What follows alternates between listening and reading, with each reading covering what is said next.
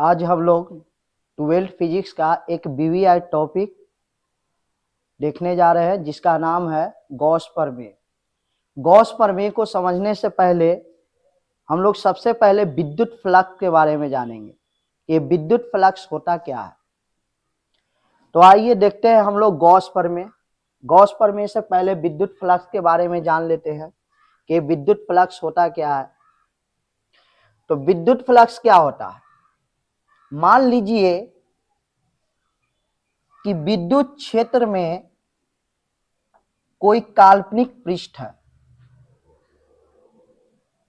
इस काल्पनिक पृष्ठ पर विद्युत क्षेत्र का डायरेक्शन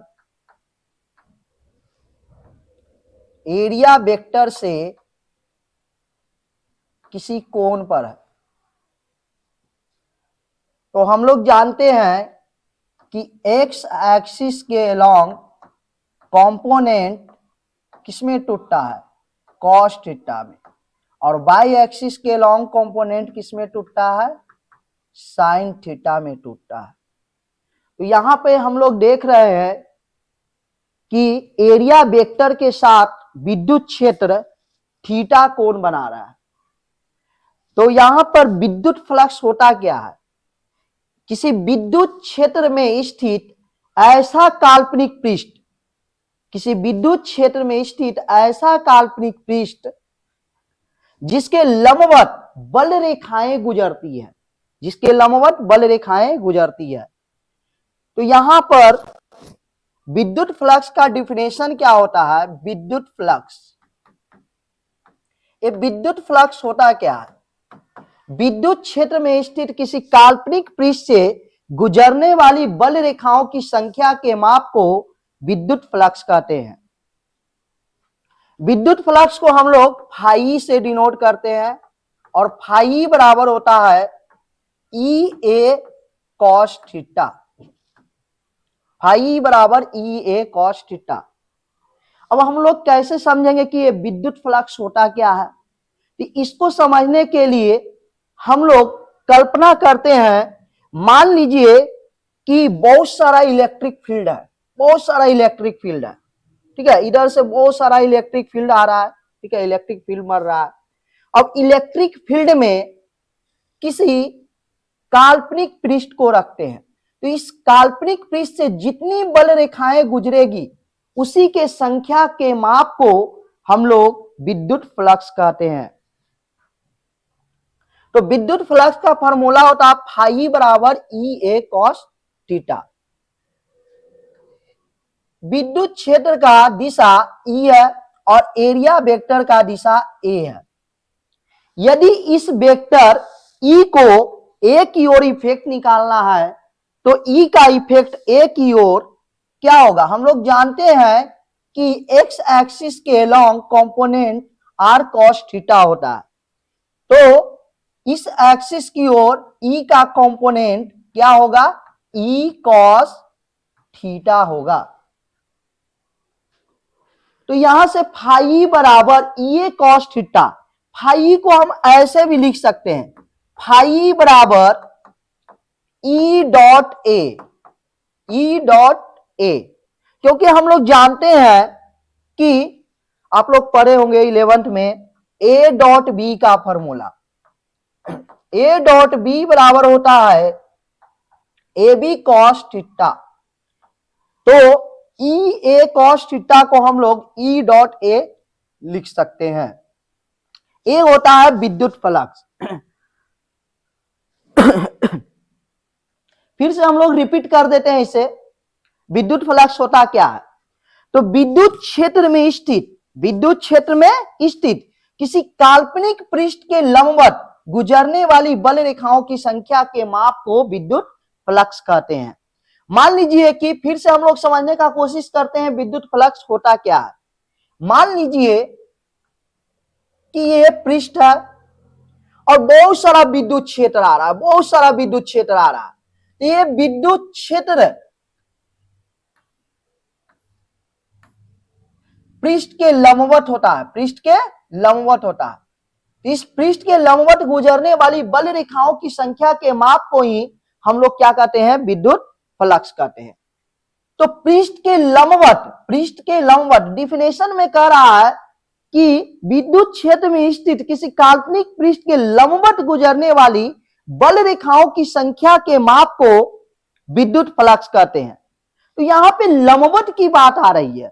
लंबवत क्या होता है? तो यहां पर देखिए, अब मान लीजिए कि एक काल्पनिक पृष्ठ है, विद्युत क्षेत्र में स्थित है।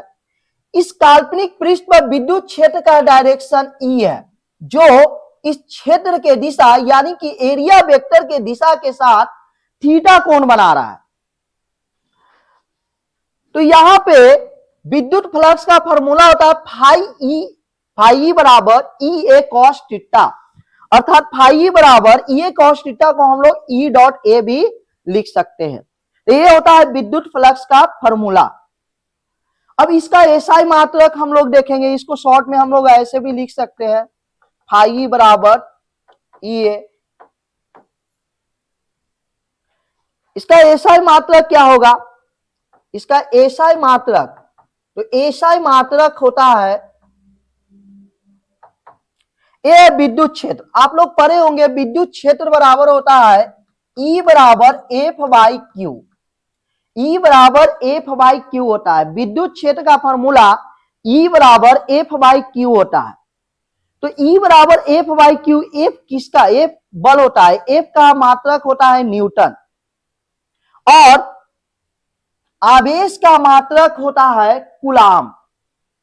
तो ई बराबर एफ बाई क्यू, यानी कि बल का मात्रक न्यूटन और आवेश का मात्रक कूलाम होता है। इसलिए इसका ऐसा मात्रक हम लोग लिखते हैं न्यूटन पर कूलम। जी हां, विद्युत क्षेत्र का मात्रक होता है विद्युत फ्लक्स का मात्रक होता है न्यूटन पर कूलम। अब ये याद रखना हमको फॉर्मूला, एक गॉस प्रमेय में उपयोग होगा। फाई बराबर ई ए, फाई बराबर ई ए, ये होता है विद्युत फ्लक्स। हम लोग फिर से समझने का कोशिश करते हैं कि विद्युत फ्लक्स क्या होता है। तो विद्युत क्षेत्र में स्थित एक ऐसा काल्पनिक पृष्ठ होता है जिसके लंबवत बल रेखाएं गुजरती है। इन बल रेखाओं की संख्या के माप को ही हम लोग विद्युत फ्लक्स कहते हैं। यदि इस पृष्ठ पर विद्युत क्षेत्र का दिशा एरिया वेक्टर के साथ थीटा कोण पर है, तो इस ई का डायरेक्शन हम ए की ओर लेंगे, यानी कि इफेक्ट एरिया वेक्टर की ओर लेंगे, तो ये कॉस थीटा होगा। अतः फाई बराबर ये कॉस थीटा इंटू ए होगा, अर्थात ये कॉस थीटा को ए डॉट ए और फाई बराबर ई ए। ऐसा ही मात्रक क्या होगा? तो न्यूटन पर कूलम, और एरिया का क्या होता है? Metre square. तो क्या हो जाएगा? न्यूटन मीटर स्क्वायर प्रति कूलम। तो विद्युत फ्लक्स का ऐसा ही मात्रक न्यूटन मीटर स्क्वायर प्रति कूलम होगा। अब इससे हम लोग साबित करेंगे गॉस प्रमेय। यदि मान लिया जाए कि इस पर एक छोटा सा क्षेत्र डीए है। ए डीए क्या होता है? ए डीए होता है इस सरफेस का एक छोटा सा हिस्सा, एलिमेंट, पार्ट, ठीक है, जिसको हम लोग हिंदी में अल्पांश या स्वल्पांश कहते हैं। तो ये स्वल्पांश है, तो इससे कितनी बल रेखाएं गुजरेगी? मान लीजिए कि ये पृष्ठ है, इस पृष्ठ से बहुत सारी बल रेखाएं गुजर रही है, बहुत सारी, ये एरिया से बहुत सारी बल रेखाएं गुजर रही है। तो क्या इस डीए से गुजरने वाला विद्युत फ्लक्स बहुत ज्यादा होगा या बहुत कम होगा? तो बहुत कम होगा, 5 या 10 इस तरह से गुजरेगा। तो यहां पर डीए से गुजरने वाला जो फ्लक्स होगा ई डी ए कॉस थीटा हो जाएगा, क्योंकि पूरा एरिया से गुजरने वाला विद्युत फ्लक्स होता है ये कॉस थीटा। तो यहां पर एरिया छोटा हो गया, डीए छोटा हो गया, डीए छोटा हो गया तो उससे फ्लक्स भी छोटा गुजरेगा, यानी कि E D A cos theta हो जाएगा। क्या हो जाएगा? E D A cos theta. A D phi E बराबर हो जाएगा E D A cos theta. तो छोटे एरिया से गुजरने वाला, यानी कि छोटे भाग से गुजरने वाला विद्युत फ्लक्स होगा डी फाई ई बराबर E D A cos theta. जी अब हम लोग जान गए कि E D A cos theta, विद्युत फ्लक्स का फॉर्मूला क्या होता है? E D A cos theta. अब E D A cos theta का यूज करके हम लोग आसानी से गॉस प्रमेय को साबित कर सकते हैं। देखिए कैसे साबित करेंगे।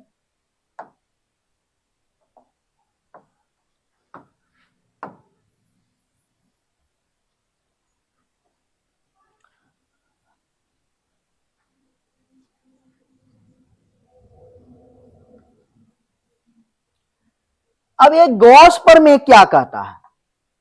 गॉस प्रमेय क्या कहता है? गॉस प्रमेय के बारे में जानते हैं। तो इसके लिए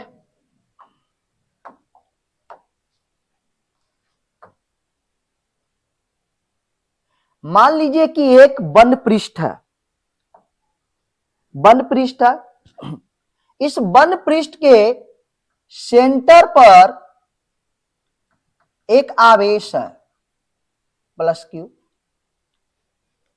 ए दूरी आर है और आर बिंदु पर एक छोटा सा, पी बिंदु पर एक छोटा सा भाग है डीए।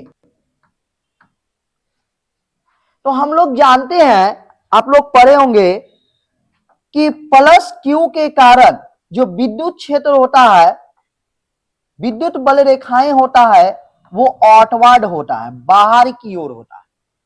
तो यहां पे प्लस क्यू आवेश के कारण जो विद्युत क्षेत्र की दिशा होगी वो बाहर की ओर होगी, आउटवर्ड होगी, ई। डीए एरिया वेक्टर है, क्षेत्र सदिश है, तो डीए का डायरेक्शन भी किधर होगा? विद्युत क्षेत्र के दिशा में ही होगा। अर्थात यहां पे हम लोग बोल सकते हैं कि डीए और ई दोनों समपाती है, तो थीटा का मान कितना हो जाएगा? 0 डिग्री होगा। तो ये हो गया डीए से गुजरने वाला फ्लक्स। लेकिन गॉस प्रमेय कहता है कि किसी बंद पृष्ठ से होकर गुजरने वाला फ्लक्स, किसी बंद पृष्ठ से होकर गुजरने वाला फ्लक्स कुल आवेश का 1/ε0 गुना होता है। विद्युत फ्लक्स कुल आवेश का 1/ε0 गुना होता है, ये कहता है गॉस प्रमेय। गॉस प्रमेय कहता है कि किसी बंद पृष्ठ से होकर गुजरने वाला विद्युत फ्लक्स उस पृष्ठ द्वारा परिबद्ध कुल आवेश का 1/ε0 गुना होता है। यानी कि कोई पृष्ठ किसी चार्ज को इंक्लोज करके रखे हुए है, परिबद्ध करके रखे हुए है, तो इस पृष्ठ से होकर गुजरने वाला कुल फ्लक्स क्या होगा? तो कुल फ्लक्स फाई बराबर क्यू इंटू 1/ε0 होगा। गॉस प्रमेय केवल बंद पृष्ठ के लिए सत्य होता है। गॉस का जो प्रमेय होता है केवल बंद पृष्ठ के लिए सत्य होता है।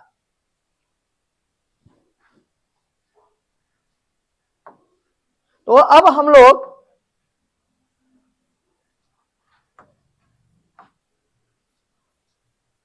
गॉस का नियम समझ गए। गॉस का नियम यह कहता है कि किसी बंद पृष्ठ से होकर गुजरने वाला विद्युत फ्लक्स कुल आवेश का 1/ε0 गुना होता है, यानी कि Q/ε0 होगा। ये होगा विद्युत फ्लक्स, किसी बंद पृष्ठ से होकर गुजरने वाला विद्युत फ्लक्स। अब इसी के आधार पे हम लोग गॉस के नियम को साबित करेंगे। तो देखिए यहां पे इस पृष्ठ का टोटल एरिया ए है, टोटल क्षेत्रफल ए है, और इस एरिया का एक छोटा सा भाग डीए है। इस एरिया के द्वारा यानी कि बंद पृष्ठ के द्वारा एक प्लस क्यू चार्ज को इंक्लोज करके रखा जाता है। इस प्लस चार्ज के कारण इस पॉइंट पी पर विद्युत क्षेत्र का डायरेक्शन बाहर की ओर होगा और डीए का डायरेक्शन भी बाहर की ओर होगा। तो थीटा कितना हो जाएगा? यदि ई और डीए का डायरेक्शन सेम होगा, दिशा सेम होगा, तो थीटा का वैल्यू 0 डिग्री हो जाएगा। थीटा का वैल्यू 0 होगा। अब हम लोग अभी पढ़े कि डीए से गुजरने वाला फ्लक्स, डीए से गुजरने वाला फ्लक्स डीए से गुजरने वाला फ्लक्स। तो डीए से गुजरने वाला फ्लक्स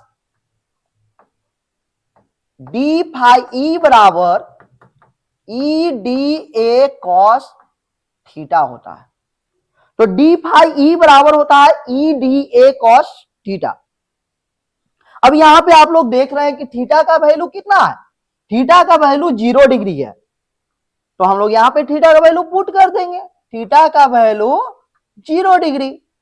तो डी फाई ई बराबर ई डी ए कॉस 0।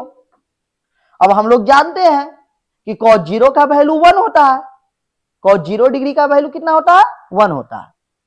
तो यहां पर डी फाई ई बराबर कितना हो जाएगा, ई डी ए कॉस 0 का वैल्यू 1, यानी कि ई डी ए हो जाएगा। तो ये तो हो गया डीए से गुजरने वाला फ्लक्स, लेकिन हमको निकालना है टोटल फ्लक्स। हमको टोटल फाई फाइंड करना है, ज्ञात करना है। तो टोटल फ्लक्स क्या होगा, संपूर्ण पृष्ठ से होकर गुजरने वाला फ्लक्स। तो संपूर्ण पृष्ठ से होकर गुजरने वाले फ्लक्स को हम लोग कैसे निकालेंगे, तो टोटल के लिए इंटीग्रेशन करना होगा, इंटीग्रेट करना होगा। तो हम लोग इसको इंटीग्रेट करेंगे, वैल्यू निकल जाएगा नेट फ्लक्स, नेट फ्लक्स यानी कि टोटल फ्लक्स, कुल फ्लक्स। कुल फ्लक्स में हम लोग क्या करेंगे, दोनों तरफ इंटीग्रेट करेंगे। जब इंटीग्रेट करेंगे ये होगा डी फाई ई बराबर ई डी ए, इधर भी इंटीग्रेशन होगा। तो 1 का इंटीग्रेशन आप लोग पढ़े होंगे, 1 का इंटीग्रेशन x होता है, x के रिस्पेक्ट में x होता है। तो फाई के रिस्पेक्ट में क्या होगा, फाई होगा। ई को आप बाहर कर लो, अंदर में क्या बच गया, डीए। चूंकि एक बंद पृष्ठ है इसलिए यहां पे एक क्लोज लूप का चिन्ह देंगे, यहां भी एक क्लोज लूप का चिन्ह देंगे। चूंकि ये सरफेस इंटीग्रल है तो सरफेस इंटीग्रल का भी चिन्ह देंगे, एस देंगे, यहां भी एस देंगे। तो फाई बराबर ई इंटू डी ए। अब ये डी ए क्या है, तो डी ए यानी कि डी ए, इसका इंटीग्रेशन ए, और गोले का क्षेत्रफल होता है 4 पाई आर स्क्वायर। तो ई इंटू कितना हो जाएगा, 4 पाई आर स्क्वायर। अब चूंकि हम लोग जानते हैं कि ई का वैल्यू कितना होता है, 1/4 pi epsilon nought Q by R square होता है। इसलिए फाई बराबर कितना हो जाएगा, तो ई का वैल्यू हम लोग पुट करेंगे 1/4 pi epsilon nought Q by R square into 4 pi R square. तो 4 पाई से 4 पाई कैंसिल हो जाएगा, आर स्क्वायर से आर स्क्वायर कैंसिल हो जाएगा। तो क्या बच जाएगा, बच जाएगा, इसलिए फाई बराबर क्यू बाई एप्सिलॉन नॉट, यही तो लाना था। यही है गॉस प्रमेय, फाई बराबर क्यू बाई एप्सिलॉन नॉट। तो आशा करते हैं कि आप लोग को ये गॉस प्रमेय अच्छा से समझ में आया होगा। अब इसका एप्लीकेशन भी है, बहुत सारा एप्लीकेशन है। एक एप्लीकेशन है सीधे लंबे चालक के कारण, आवेशित चालक के कारण किसी बिंदु पर विद्युत क्षेत्र की तीव्रता के लिए सूत्र स्थापित करें।